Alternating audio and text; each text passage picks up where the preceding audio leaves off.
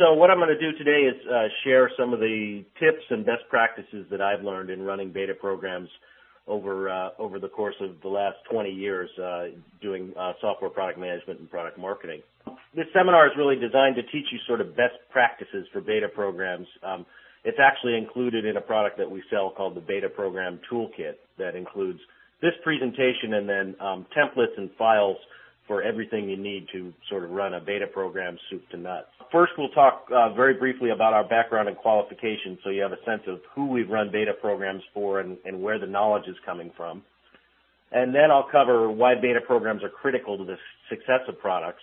And then the meat of the presentation will be really how to run a successful beta program. And we'll get into everything from setting goals to incenting customers to participate to writing up a final report and making sure you get the absolute most out of your effort.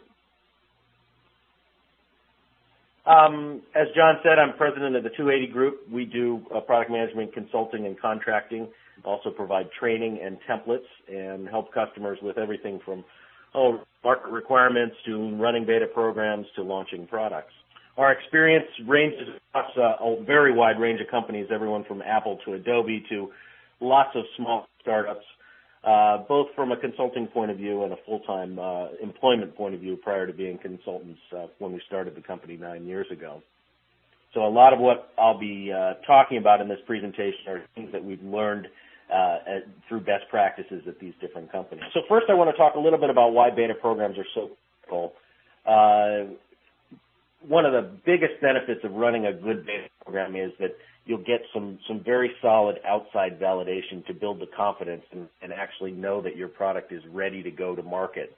Oftentimes, if you've only been doing internal testing, the team's very close to it, and if you don't have good external data points and a set of customers who you can look to and ask them, is this product ready to ship, and they confidently nod their heads yes.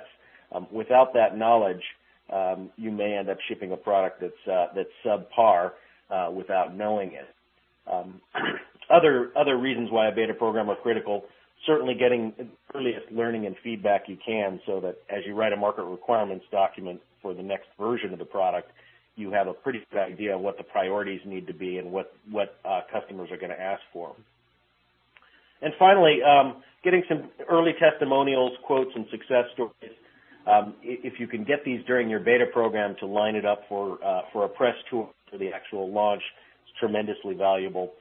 If you don't have these and you go out on a press tour and are trying to pitch a new product and the press asks you for customers to talk to and you don't have any, the validity of your product is going to be questioned and you won't be nearly as successful.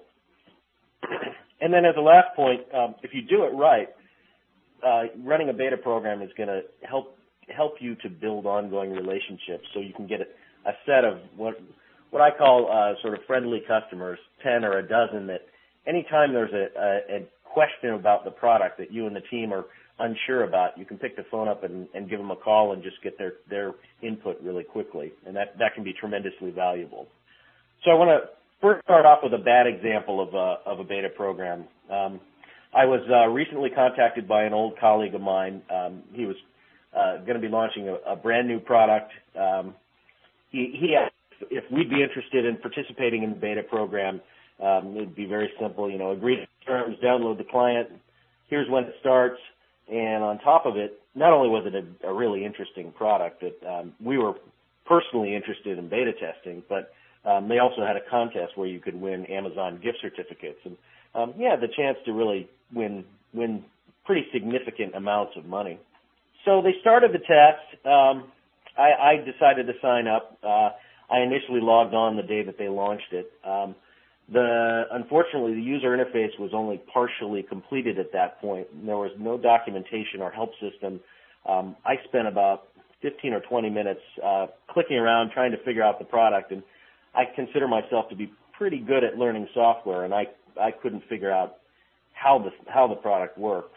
And then over time, I was unsuccessful the first time I tried to use it. They kept sending out new builds and saying to install the new client. And what happened was, as a user in the beta program, I was never really confident about the product and about